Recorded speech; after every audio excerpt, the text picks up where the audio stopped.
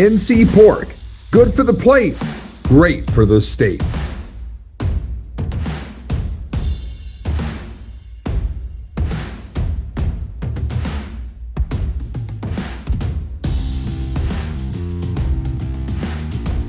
Welcome to This Week in College Football with David Glenn, powered by NC Pork. That's NC Pork.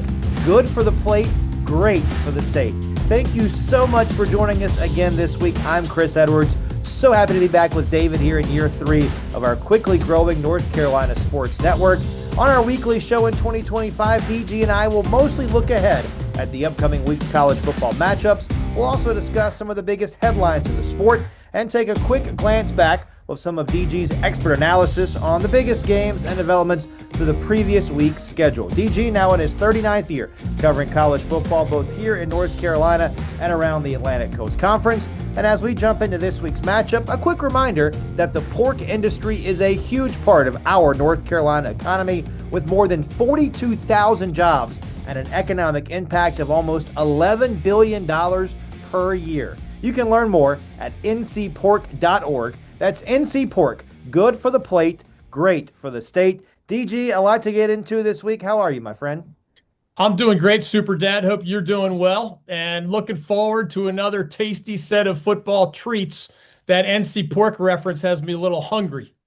Me as well. It's time to grill up some headlines. And as we get into this week, there were some big winners in week 3 that included Georgia, Georgia Tech, Miami, East Carolina, and NC State. Meanwhile, at the Division II level, how about UNC Pembroke and Mars Hill? Both of those programs posted victories over top 25 opponents. Meanwhile, North Carolina has won back-to-back games under Bill Belichick, and the Tar Heels have not allowed a single touchdown at either one of those victories. We'll have more on last week's results a little later in today's show, but let's get into this week's biggest contest. We'll begin with those involving North Carolina-based teams, and then continuing with 3 national matchups involving some of the other teams we know so well. This segment brought to you by our good friends at Atlantic Tire and Service, where DG and his family take all of their vehicles for routine maintenance and service needs, not to mention a world-class selection of new tires. Atlantic Tire and Service, they have more than 25 years of award-winning experience serving our communities, and they've grown to 7 locations, 2 in Raleigh,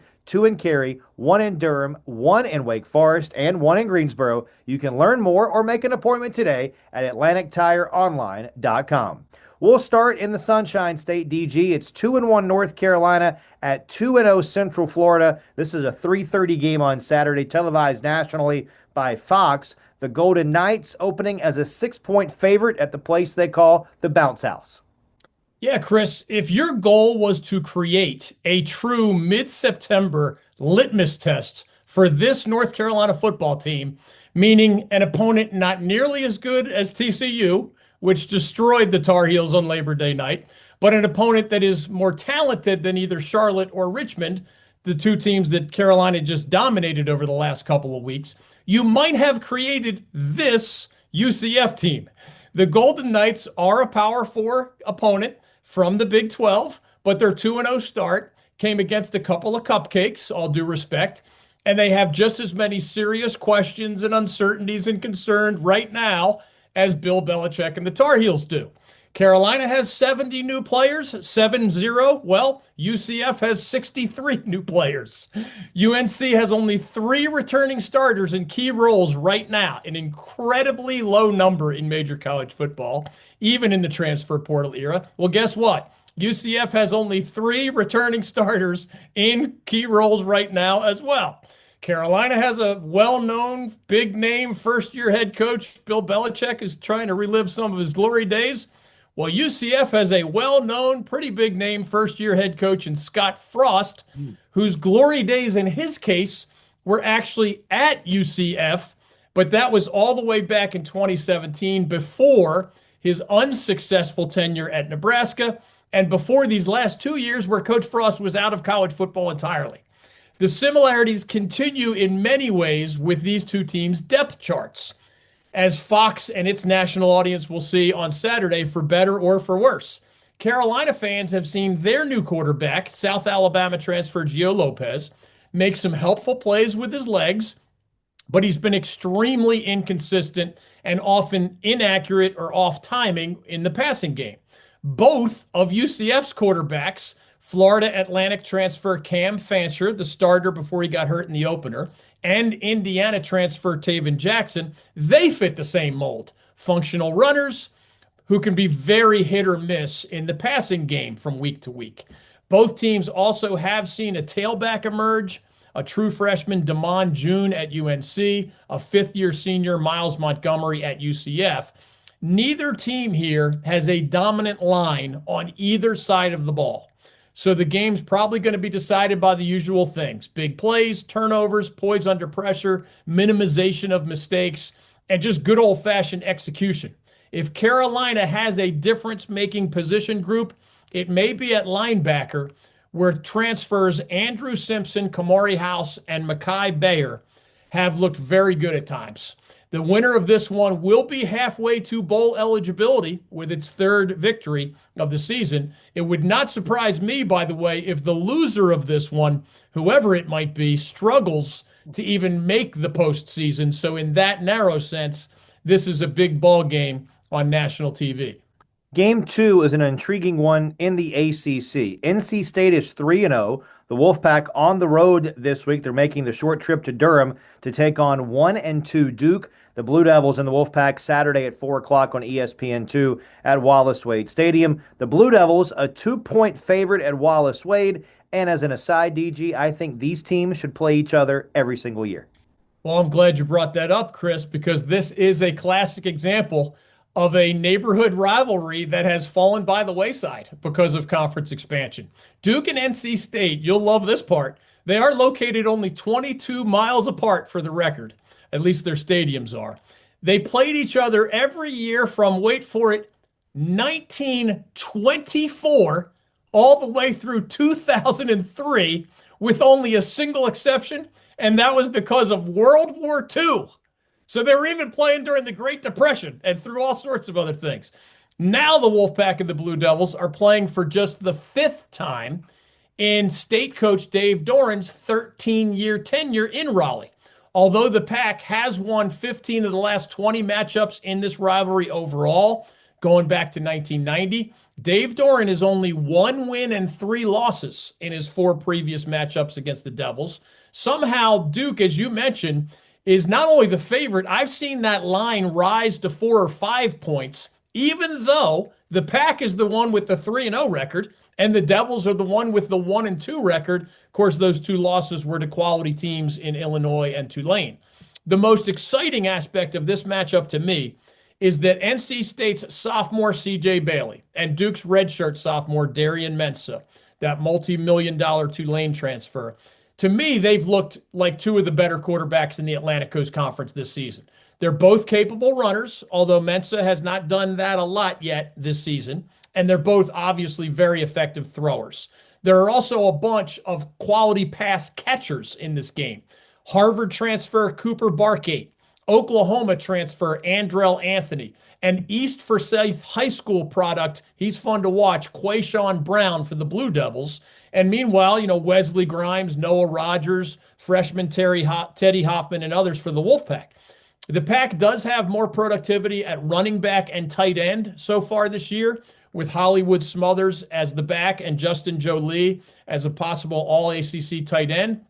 But the Devils may have found someone special at Tulane last week in their true freshman running back, Nate Shepard, who I'd expect to see get more playing time against the Wolfpack. With all due respect to the Duke fans and students who do show up, the Blue Devils do not have much of a home field advantage at Wallace Wade Stadium. And I would expect Wolfpack fans to be out in huge numbers in Durham on Saturday, as they were in Winston-Salem last Thursday when we were there to see how loud they got at all the right times in the Pack's comeback victory at Wake Forest.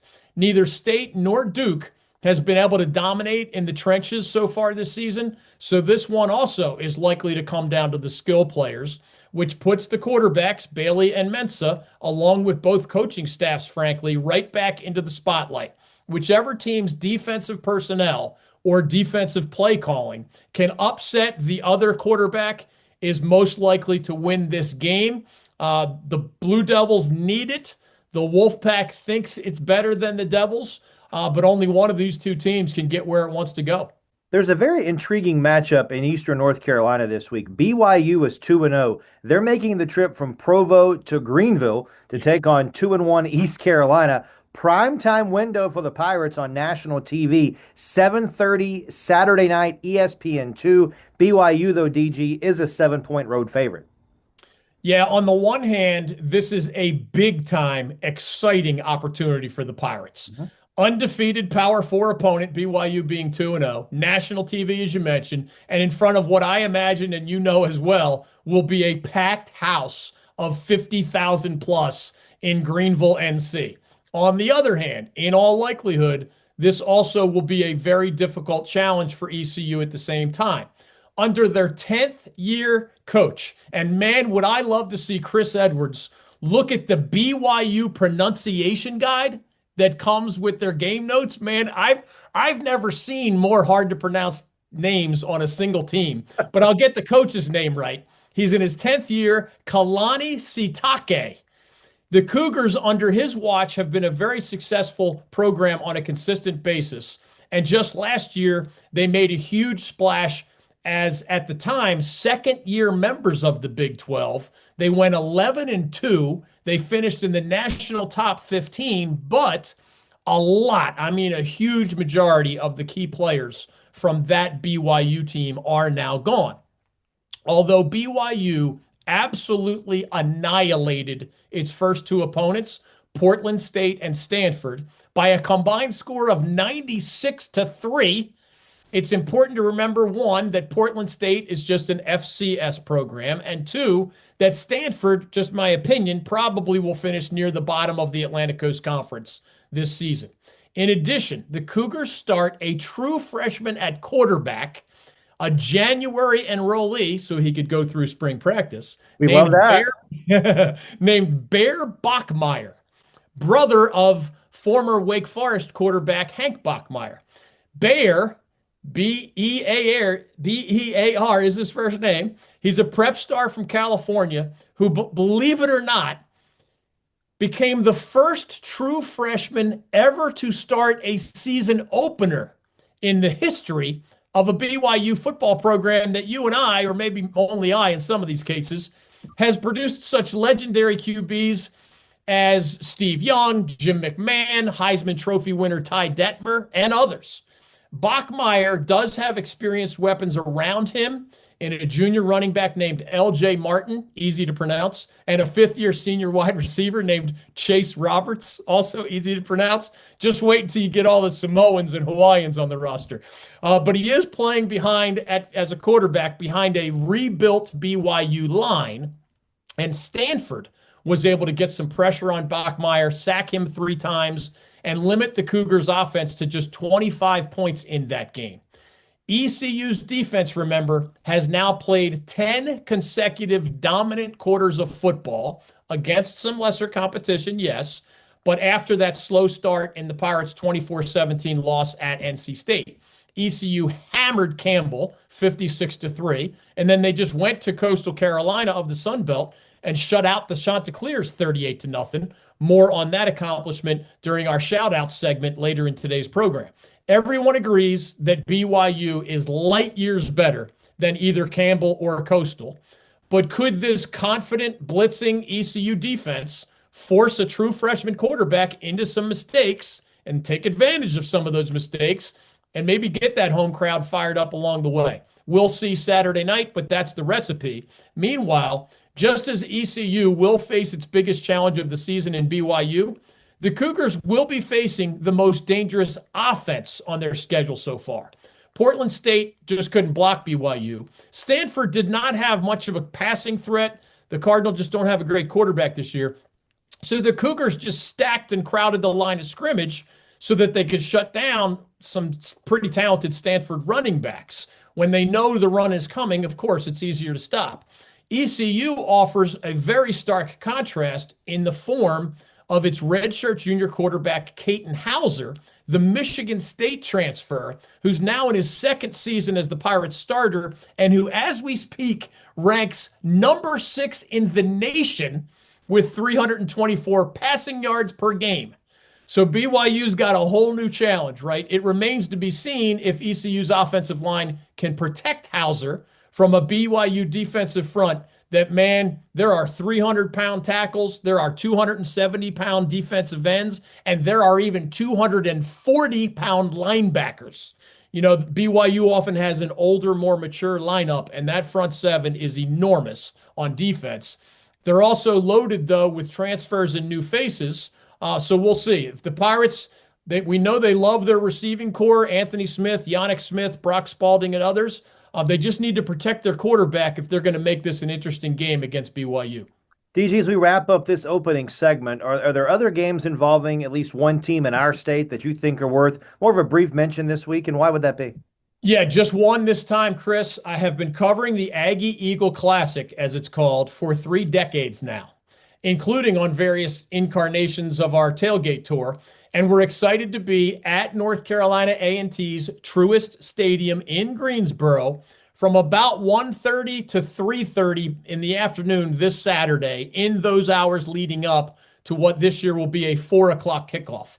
North Carolina Central and North Carolina A&T, for those who don't know, is one of the great historical rivalries in the bold North State.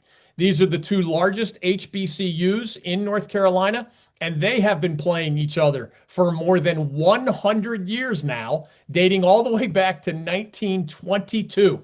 The tailgating experience outside this matchup offers a ton of amazing food, great music, wonderful fans. Both schools also have tremendous bands and cheerleaders and dance teams that just add to the pageantry of it all. And we'll be right there in the middle of all of it, right next to Truist Stadium on Saturday with our tents, our prizes, our football toss game, and some other goodies. Although A&T has had the advantage in this gridiron rivalry historically, NC Central, under head coach Trey Oliver, has managed to swing the pendulum back in the Eagles' direction. After the Aggies won 7 out of 10 head-to-head matchups from 2011 to 2021, the Eagles have captured the last 3 games, 1 in Durham, 1 in Greensboro, and 1 in Charlotte on a neutral field. Now it's back to Greensboro, where the 1-2 Aggies, now led by a first-year head coach Sean Gibbs, who was an A&T assistant for 11 years, so he knows all about the Aggie Eagle Classic. They're coming off a 33-30 victory over Hampton. The Eagles, who won the 2022 HBCU National Championship under Coach Oliver and have had now 3 straight successful seasons under his leadership, they're 2-2 so far this season. The Eagles are favored to make it 4 in a row in this classic game, but it's a rivalry matchup, so we won't know for sure until Saturday afternoon or maybe Saturday night. We just hope to see everybody there. All right, stay with us. We'll have more of This Week in College Football with David Glenn coming up in just a moment on the North Carolina Sports Network. Tailgate 101 tips from NC Pork and the North Carolina Sports Network. I'm Mike Waddell, along with NC Pork CEO Roy Lee Lindsay. And Roy Lee, you've been watching football a long time, just like Are you I have. saying I'm old? I mean, come on now. I think between the 2 of us, we probably have a century of watching football. Yep. But everybody who's a big-time football fan loves tailgating, but they're also superstitious. What are your superstitions when it comes to football or tailgating? I can tell you this, if I was at home watching a big game on the television and the game's coming down to the end of the game, I can't sit in a chair. I will be standing up, pacing around the house. I got my beverage in hand, and I'm screaming at the television, and I look like Surrender Cobra on TV. It is just kind of the nature. When I'm at a game and I've gone and I've tailgated, there are a couple of things that I always do, and maybe they're superstitious, maybe they're not, maybe they're just good hygiene, if you will. I always take an extra shirt if I'm cooking because I'm going to get something all over me. I always take an apron, and I use my apron to try to help me keep my pants clean because I don't want to change pants in the parking lot very often. I change my shoes. I bring a pair of shoes that are comfortable to wear during the day, especially when it's hot, you get sweaty, your socks get sweaty. Change out your shoes and socks. You'll feel a whole lot better when you go to the game. And throw an extra stick of deodorant in the car. Your people sitting next to you will really appreciate it at the ball game. Those are just kind of things that you learn over time, and you don't really think about them until you get there and you spilled barbecue sauce on your shirt, and you're like, God, I don't want to wear this to the game. Now what do I do? And maybe that's a goal of yours, so you can buy a new T-shirt in the ball game and put it on. But I always pack an extra shirt. I pack extra socks and shoes, aprons, things like that to help me stay clean, ready to go. I wear the same visor to every ball game until we lose, and then we get out a different one and we start a new streak and go from there. Things like that, we all have them, and they are as much a part of college football as anything. And I just say, live with them, embrace them. They are a part of who we are and what we do. Tailgating 101 tips from NC Pork and the North Carolina Sports Network.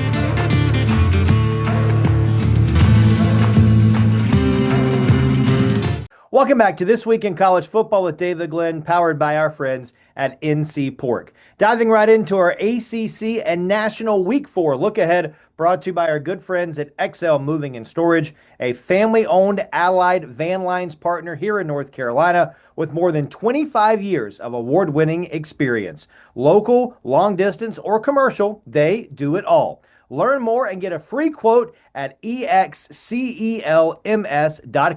That's XL Moving and Storage. This week, DG, our national games include teams from the ACC, the SEC, and the Big Ten, with the latter offering a matchup of 3-0 teams, both in the national top 25. But we start in the Atlantic Coast Conference down in Death Valley. 2-1 Syracuse at 1-2 Clemson. This is a noon game on Saturday on ESPN. The Tigers, a 17-point favorite over the Orange. Yeah, if you don't like the color orange, you may want to tune into a different channel for this one. As with the NC State Duke game, the Syracuse-Clemson matchup here is one where the records are definitely misleading. The Orange are 2-1, but they got stomped by Tennessee, and they needed overtime to beat a mediocre UConn squad. Clemson is 1-2, but those two losses are to an LSU team that's now 3-0 and number 3 in the national rankings, and to a Georgia Tech squad that's now 3-0 and number 18 in the national rankings. Meanwhile, despite having a bunch of NFL caliber talent on hand, this definitely does not look like one of Coach Dabo Swinney's vintage Clemson teams. Quick side note, Coach Swinney is going to be a guest on the David Glenn Show a little bit later this month. And the Tigers don't look vintage on either side of the ball right now. At the same time, while the Tigers have absolutely no margin for error at this point, they do expect to get some star players back soon, such as left tackle Tristan Lee, wide receiver Antonio Williams, safety Khalil Barnes. Those guys have been hurt. They haven't played this season. So I would advise at this point against counting out Clemson in the race for one of those two spots in the ACC championship game, even though obviously at this point it's an uphill battle. The greatest strength on Syracuse's team so far this season has been its new starting quarterback, Steve Angeli, a Notre Dame transfer who is leading the nation right now with 357 passing yards per game. However, Angeli is not a runner and he's not super mobile. So you can expect this Clemson defense, starting with potential first-round NFL draft picks in defensive linemen Peter Woods and TJ Parker. My guess is they'll be all over Angeli from the starting snap, or at least try. The Orange could not run the ball against either Tennessee or UConn. And if that trend continues, it will be virtually impossible for the Syracuse line to keep the pressure off of Angeli, who's already been sacked 8 times this season. When Clemson has the ball, the Tigers will be going against a more vulnerable defense than the Tigers saw in their losses to LSU and Georgia Tech, when they managed only a combined 31 points in those two games. Even in their win over Troy, the Tigers scored only 27 points. This is Clemson's third year under its high-profile offensive coordinator, Garrett Riley, brother of Southern Cal head coach Lincoln Riley. Garrett joined the Tigers right after directing TCU's prolific offense during the Horned Frogs' 13-2 season that ended in the 2022 national championship game. It would help a lot to get Lee back at left tackle, Williams back at wide receiver, and maybe that'll happen. But in the meantime, senior QB Cade Klubnik just needs to be a lot better. The converted receiver Adam Randall and others have to be better at tailback. Someone needs to step forward at tight end. for the Tigers, who have had dangerous players in other years at that position. And someone besides Bryant Wesco Jr. needs to step up at wide receiver. I think many of those things will happen for Clemson, and I expect it to start this week against Syracuse. What about this Sunshine State Showdown? Another one for Miami, now number 4 in the AP poll this week. The Hurricanes 3-0 after that win over South Florida last week. They're hosting 1-2 Florida. The Gators did not look good in their loss to LSU last week. This is a 7:30 Saturday night game on ABC. The Hurricanes, a 7-point home favorite over the Gators at Hard Rock Stadium. Yeah, there is an absolutely wild set of circumstances surrounding this Florida-Miami game, which was played, by the way, every single year for decades, but not nearly as often since the mid-1980s, right around the same time that Miami went from a no-name football program to one that won 4 national championships in a 9-year period. First under Howard Schnellenberger in 1983, then under Jimmy Johnson in 1987, then 2 more under Dennis Erickson. Since 1987, so that's almost 40 years ago now, the Gators and the Hurricanes have played only 8 times. Miami has won 6 of those 8, including last year in Gainesville, which was the first time Florida coach Billy Napier and the Canes head coach Mario Cristobal went head-to-head in this rivalry. Although Florida is a 3-time national championship program, once under Steve Spurrier, twice under Urban Meyer, the Gators have not been great very often since Urban Meyer stepped away from that job 15 years ago now. Similarly, although Miami is a 5-time national championship program, most recently under Larry Coker in 2001, the Canes have not been great very often since they joined the ACC in 2004. The expectations are high for every coach almost every year at these 2 schools, and both Napier and Cristobal are in their 4th season. Both coaches have had mediocre results so far, with one exception. Cristobal, as we talked about all last season, broke through last year thanks largely to the sensational quarterback Cam Ward, now starting for the NFL's Tennessee Titans. Ward led the Canes to a 10-3 campaign a year ago. Billy Napier, on the other hand, has not broken through with a big season yet for the Gators, and many consider him on the hot seat after his 1-2 start this year. Beyond the hot seat conversation that surrounds Napier, there is another circus-like sideshow around Florida's quarterback, DJ Lagway, who threw 5 interceptions, including a back-breaking pick 6, in last week's 20-10 loss at number 3 LSU. The Gators also struggled offensively in their 18-16 home loss to South Florida, a team, remember, that Miami just murdered 49-12. Lagway was the 2023 National High School Player of the Year, and last year he went 6-1 as the Gators starter as a true freshman, but he's now playing at almost 250 pounds. He's not much of a running threat, which he was in high school, and he's made a bunch of really bad decisions under pressure. Meanwhile, there's talk in Gainesville that, like at Maryland last year, that many Florida players are not fully behind Lagway, who got a huge revenue sharing deal in the offseason that may be impacting the team's locker room chemistry.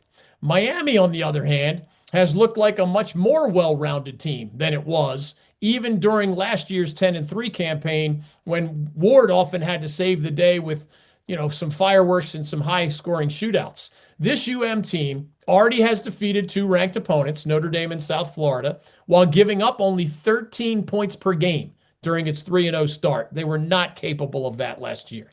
The Georgia transfer, Carson Beck, has been the opposite for the Canes of what Lagway has been for the Gators. Beck has been an accurate thrower, a reliable decision maker, a low-key personality, a strong leader, a productive passer. Florida actually does have a very talented defense. So there's going to be plenty of NFL caliber talent on the field for both sides when the Canes have the ball. But the mood's going to be much different when the Gators have the ball, and Billy Napier and Lagway, that combination is back under what is a really, really hot heat lamp right now.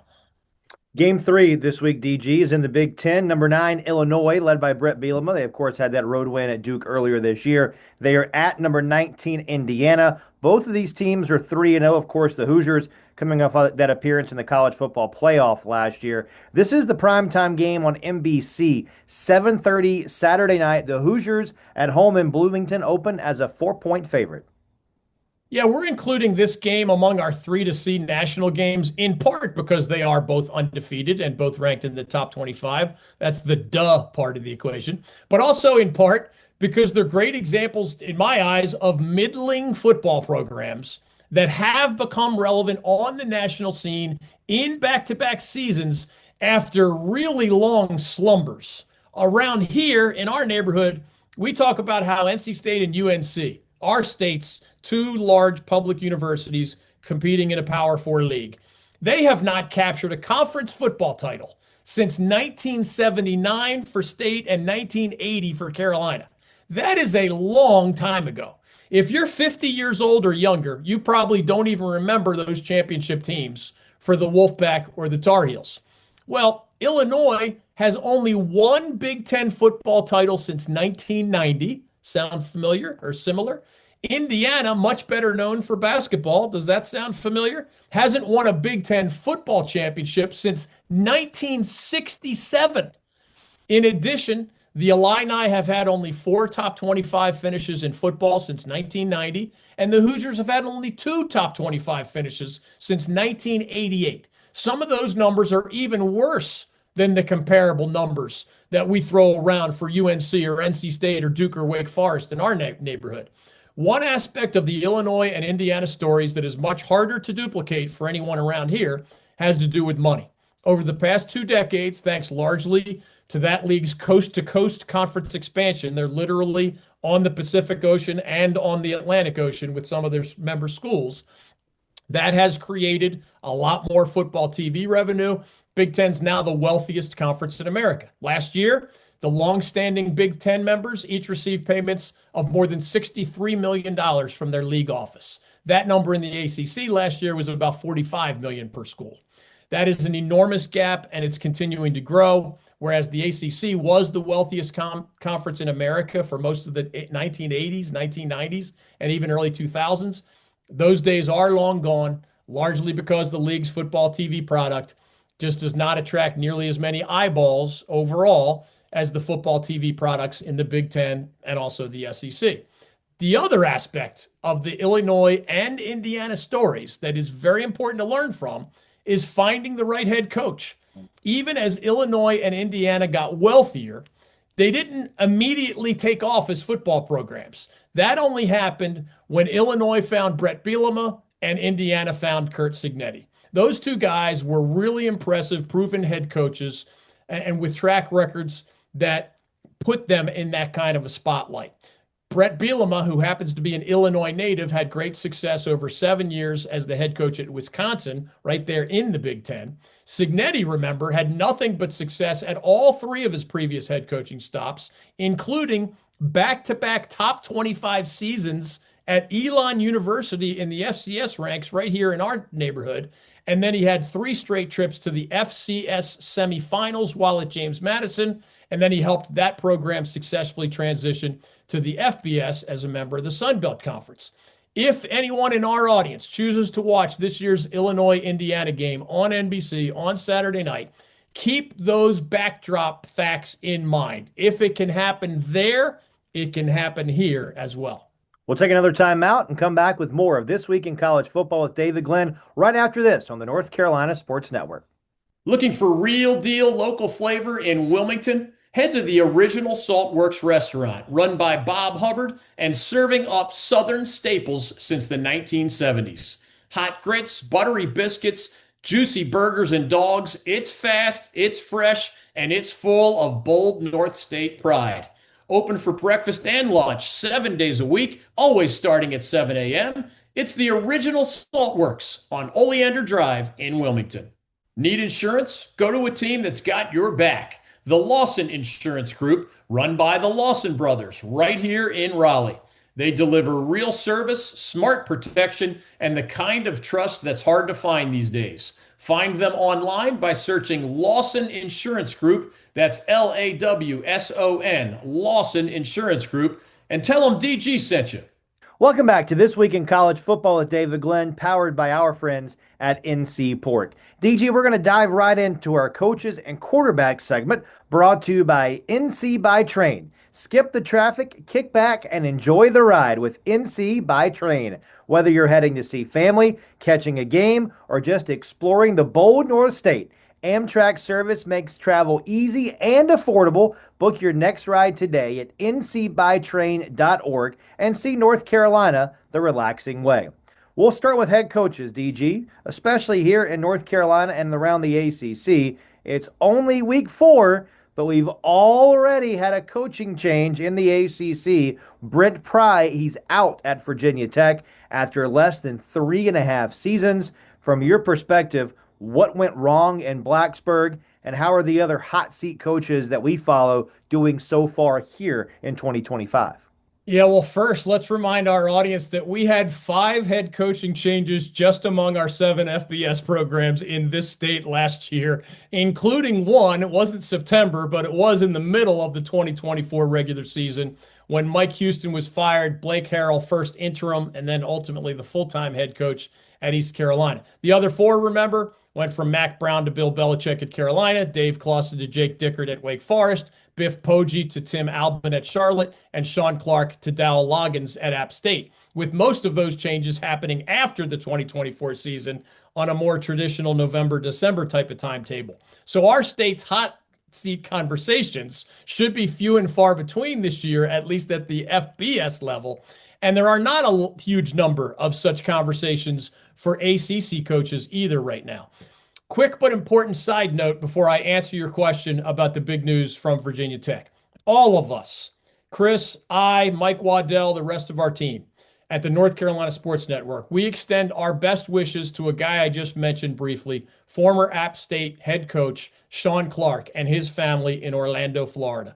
Sean is a proud App State alum, standout former offensive lineman for the Mountaineers.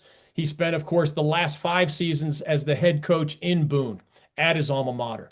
He's now the offensive line coach at UCF, and he's currently recovering from the effects of a stroke that he suffered just last week. Coach Clark is still only 50 years old. He's a very close friend of our good friend Mike Waddell, and I'd say he's widely regarded as one of the nicest guys in all of college football. We just absolutely love the man, as do so many others across our state, not just App State fans, and all over college football. So our thoughts and prayers are with him, his wife Janelle, and their 2 children as Coach continues his recovery in these weeks and months ahead. Okay, back to your Virginia Tech and the dismissal of Brent Pry, who was only 3 games into his 4th season with the Hokies. For starters, big picture. It's worth remembering that we are living at an unprecedented time in college athletics, and I do not mean just the transfer portal and name, image, likeness money and now internal revenue sharing between athletic departments and athletes, especially in football and men's basketball. I also mean that the Atlantic Coast Conference, after 70-plus years of sharing the league's TV and sponsorship money mostly equally among its members, recently adopted 2 new factors that determine how the conference shares its money, and it is impacting coaching decisions. One of these 2 new factors involves how much an individual school wins in football and men's basketball. They call it a success initiative. That was never in place for the first 70 years of ACC athletics competition. It is in place now. Truly, your financial piece of the pie gets larger when you win more in football and men's basketball. The other new initiative is a media metric. It's tied to how many people watch your football and men's basketball games on TV or via streaming, and it's especially weighted toward football. Well, if a school's administration stops believing that you're going to win, and the league's TV partners don't put your games on the most prominent channels anymore because your record is so ugly, you're going to get the axe as the head coach, especially if you've been there for a while, because now you're costing your school money indirectly. That's been the case forever. Are people going to renew their season tickets? Are our sponsors going to be back with us if we have a losing program? Some of those are uncertainties, but make you nervous. Well, now there's a direct route to how that losing coach costs these schools money, the success initiative and the media metric. In college football, at most Power Four programs especially, if you have a losing record in year 3 or year 4, you are at a very high risk of getting fired. Brent Pry's record at Virginia Tech, a program that legendary coach Frank Beamer took to the national championship game back in 1999. Pry's record was only 16 wins and 24 losses with the Hokies. He did lead the Hokies to bowl games in each of the past 2 years after back-to-back 6-6 records during those regular seasons. But by year 4, amidst those mediocre results, you can't start 0-3, and you definitely can't lose 45-26 at home to Old Dominion, a much smaller and younger in-state program that didn't even join the FBS ranks until about a decade or so ago. There were fans at Lane Stadium calling for Brent Pry's head during the game against ODU in what was an embarrassing loss, and by Sunday, the news broke that he had been relieved of his duties. Since Frank Beamer's retirement in 2015, Justin Fuente lasted for almost 6 seasons before being fired by the Hokies, and now Brent Pry is out after a little more than 3 seasons. So the clock ticks even more quickly nowadays. Thanks largely to Beamer, by the way, the Virginia Tech football job with that large, passionate fan base, the Enter Sandman and other branding, real positive branding, it is viewed by some as better than any of the football jobs in our state. And it's definitely one of the top half of the ACC type jobs, but it's also become several notches below those at places like Clemson and Florida State. And now there's also serious questions lingering about whether Virginia Tech has the financial resources to keep up in this extremely expensive era of college athletics.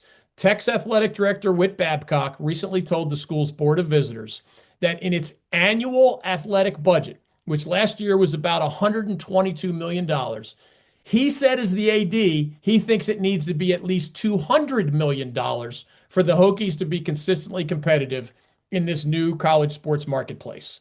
A lot of fans, by the way, may think immediately of our old friend Shane Beamer, Frank's son, who's now in his 5th season as the head coach at South Carolina in the SEC for a variety of reasons that I don't have time to fully explore today, including that financial factor I mentioned at Virginia Tech.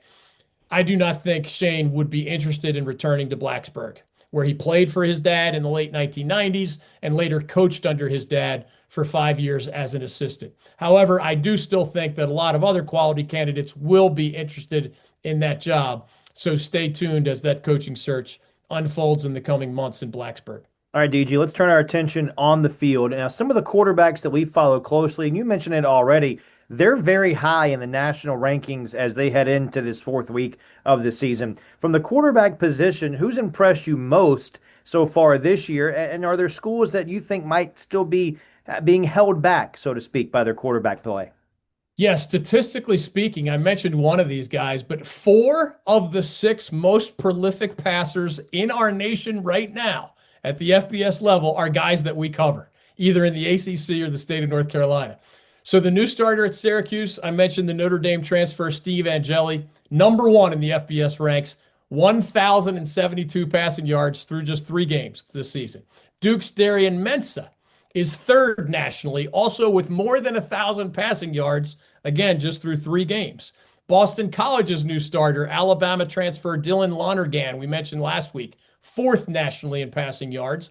And ECU's Caton Hauser is 6th with almost 1,000 over 3 games. That is a very impressive group overall, even though some of those bigger numbers did come against some lower caliber competition. When you peel the onion a bit at the quarterback position and you factor in winning and caliber of competition and efficiency, along with just some of the pure numbers, the list does look a little different. My top tier in the ACC so far includes 2 returning starters, Georgia Tech's 6th-year senior Haynes King and NC State sophomore CJ Bailey that we mentioned earlier, and 2 new guys, the Georgia transfer Carson Beck at Miami and the Tulane transfer Darian Mensah at Duke. I think King and Bailey and Beck have been huge factors in their team's respective 3-0 starts. King, mostly with his running, his toughness, his intelligence, his leadership. Beck, mostly as an extremely accurate passer, and Bailey at State with a combination of those things. Duke is only 1-2 so far this season after those losses to pretty high quality Illinois and Tulane teams. But overall, I actually think Mensa has been almost as good as advertised so far, and the Blue Devils' problems have come in some other areas. The other end of the spectrum, to tie a bow on this, I would say that quarterback has been at least part of the problem at UNC, at Stanford, at Virginia Tech. It absolutely contributed to the dismissal of Brent Pry. Also at Wake Forest. We actually predicted and expected such things in all four of those cases back in the preseason. But elsewhere, guys like Miller Moss at Louisville, the Southern Cal transfer, and even a senior like Cade Klubnik, who's been a multi-year starter at Clemson, those guys haven't been bad, but they do have to play better if those higher caliber teams are going to get where they want to go. You know what would help if these teams with a bad quarterback play? Spring practice. Yeah. You're going to be hearing that in your dreams. Stay with us one more time out to Bird. We'll have more of This Week in College Football with David Glenn after this on the North Carolina Sports Network. Michael Berard, Managing Director Investments with the Founders Group at Stifel, works with a select group of high net worth individuals and institutions to develop and implement investment plans tailored to their specific objectives and risk tolerances. If you are interested in highly personalized, well-researched guidance and outstanding personal service, you can contact Michael at 984-364-2002. That's 984-364-2002. Stifel Nicholas and Company Incorporated, member SIPC and NYSE. Struggling with clutter, calendar chaos, or nonstop notifications? Let Emily Parks at OrganizeForSuccess.com help you get organized and take control of your time. She's a North Carolina-based productivity pro who empowers busy people like you to work smarter and stress less. Visit OrganizeForSuccess.com and schedule your free discovery session today.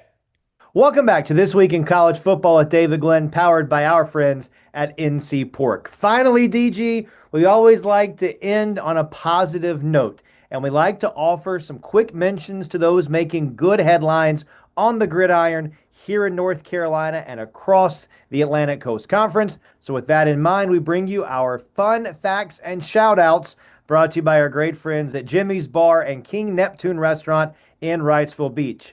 Jimmy's has a full bar with nightly drink specials and live music 365 days a year. And right next door, King Neptune. They've become one of the best restaurants in the entire greater Wilmington area.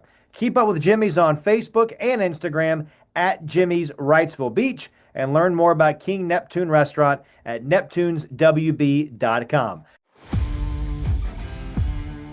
All right, I'm going to take a deep breath for this one. Fun fact, in UNC's last two games under new head coach Bill Belichick, who earned his reputation, remember, as a defensive guru over almost a half century in the National Football League, the Tar Heels did not yield a single touchdown to either Charlotte or Richmond and allowed those opponents less than 2 yards per rushing attempt. The last time a Carolina football team kept 2 consecutive opponents out of the end zone was in 2012, 13 years ago, in what was Coach Larry Fedora's first season at Carolina, which, for whatever it's worth, ended with an 8-4 record.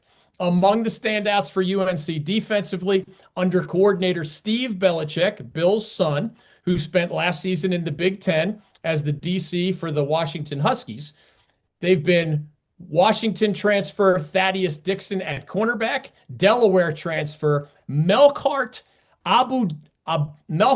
Abujade as an edge rusher, and 3 more transfers at linebacker, Andrew Simpson from Boise State, Kamari House, also from Washington, and Mekhi Bayer from Nebraska via Missouri. Next up, fun fact number 2, NC State coach Dave Doran, now in his 13th season as the leader of the pack, is off to a 3-0 start for the 5th time during his lengthy tenure in Raleigh, although once again he is facing a backloaded schedule. Listen to these reminders from the past. In 2014, Pack started 4-0, but finished only 8-5. 2015, Pack started 4-0 again, finished just 7-6. 2018, Pack started 5-0 and finished 9-4. 2022, Pack started 4-0 but finished only 8-5. Although Dave Doran is the winningest coach in NC State football history with 90 victories and counting, he has never reached the magical 10-win mark in a single season, something that's been done only once in Wolfpack history in 2002 with a thrilling 11-3 campaign under head coach Chuck Amato and junior quarterback Phillip Rivers. Although a 6-0 start for this year's Pack does seem a realistic possibility, we'll see what happens at Duke. The back half of the Pack's regular season schedule consists of difficult trips to Notre Dame, Pitt, and Miami, plus home games against what appear to be really good Georgia Tech and Florida State teams, plus the season finale against UNC. It will be a major challenge, to say the least, for State to avoid yet another fast start / mediocre finish scenario this season. Fun fact number 3, 2 of the top 6 players in rushing yards at the FBS level are playing right here in the bold North State. App State's senior running back, Rashad Dubinion, a transfer from Arkansas, where he was a part-time starter for the Razorbacks in the SEC, already has 400 rushing yards in just his first 3 games for Coach Dal Loggins and the Mountaineers. Meanwhile, NC State running back Hollywood Smothers, who is from West Charlotte High School here in North Carolina, but spent his first college season with the Oklahoma Sooners. He is now in his 2nd year with the Wolfpack and has emerged as the team's starter, and a great one at that, as a redshirt sophomore. Smothers 380 rushing yards, and that's during a 3-0 start against ECU, Virginia, and Wake Forest. No FCS opponents mixed in there. Those 380 rushing yards are about 2/3 as many as Hollywood had for the entirety of last season. For our veterans, the end of their service is just the beginning. It may come with new careers and new chaos. There might be late nights, school drops, and even haircuts. That's where we come in, providing more than $1 million a year in career-building scholarship funds and discounts on every haircut for our veterans. Just trying to do our parts to make their lives a little easier. Sport Clips Haircuts, supporting veterans everywhere. All right, on to our shout-outs. Shout out to East Carolina head coach Blake Harrell, the team's former defensive coordinator, and the Pirates' brand new defensive coordinator Josh Aldridge for the team's 38-0 victory over Coastal Carolina on Saturday at Brooks Stadium in Conway, as ECU improved its record to 2-1, but also continued to show tremendous improvement, specifically on the defensive side of the ball. That performance against the Chanticleers marked the Pirates' first road shutout in 25 years, or since they beat Duke 38-0 in Durham back in September of 2000 during ECU's legendary Steve Logan era, which obviously was far more famous for great offensive performances. This year, linebacker Raheem Craig, a 5th-year senior who was previously a backup at Louisville, and safety Jamarlee Riddle, a true sophomore who looks like an all-conference candidate for the Pirates. They're the only 2 returning starters on the entire 11-man ECU defense, which makes the Pirates' 9 points per game scoring defense average through those 3 games that much more impressive. Shout out to Charlotte 49ers quarterback Connor Harrell, who was absolutely brilliant last week as new coach Tim Albin got his first victory in the Queen City after that team's 0-2 start. Harrell, a redshirt junior who spent the past 3 seasons at UNC almost entirely as a backup, left several marks on the 49ers' all-time record books by completing 26 of 30 passing attempts. We couldn't do that against air, for 382 yards and 3 touchdowns, and running for 47 yards and 2 more scores in the 49ers' 42-35 victory over Monmouth of the FCS ranks. That's about as good as it gets against any caliber of opponent, and it was by far the best outing of Harrell's entire 4-year college career. So congratulations to a guy who never stopped working over these past 4 years before he finally got his chance to shine. Shout out at the Division II level to Mars Hill head coach Kevin Barnett, whose first victory as a head coach after almost 4 decades as an assistant came over a nationally ranked opponent as his Lions beat number 23 Carson Newman in overtime on Saturday. Coach Barnett, who's already in the Mars Hill Athletics Hall of Fame because of his success as an All-American defensive back in the 1980s, had been the school's defensive coordinator for the past 31 seasons. And then he got promoted to head coach in August after the retirement of the Mars Hill legendary coach Tim Clifton, who had been the Lions leader for the past 32 years. Coach Barnett actually grew up in Mars Hill, North Carolina, which is right there in the mountains just north of Asheville. So last week's big win could be described or considered a true lifelong dream in his case. Shout out again at the D2 level to third-year UNC Pembroke coach Mark Hall and the Braves, who knocked off number 16 Delta State last Saturday in Pembroke for just the second victory over a nationally ranked opponent in the history of the UNCP program. Trailing 21-10 early in the fourth quarter, the Braves put together touchdown drives of 75 and 87 yards to claim a thrilling comeback victory. Sophomore quarterback Trey Robinson, who's from Chambers High School in Charlotte, threw for 205 yards and a touchdown and ran for 88 yards and 2 more scores to lead UNC Pembroke to that rare top 25 victory. And finally, last but not least, shout out once more at the D2 level to Coach Maurice Flowers and his Johnson C. Smith University squad, which is once again ranked in the national D2 top 25. 1 year after that program's best start ever, the Golden Bulls were 8-0 entering November in 2024. They're now 3-0 here in 2025, including that huge win over nationally ranked Valdosta State that we mentioned on last week's show, and more recently a road victory over Elizabeth City State. This Saturday, the Bulls travel to Virginia Union, which has won the last 2 CIAA football championships and is also a current member of the D2 Top 25. This is likely to be one of the most difficult games on J.C. Smith's schedule this season, so good luck to the Bulls on their trip to Richmond on Saturday. I am David Glenn, and those are my fun facts and shout-outs as we head into college football's Week 4 right here on the North Carolina Sports Network.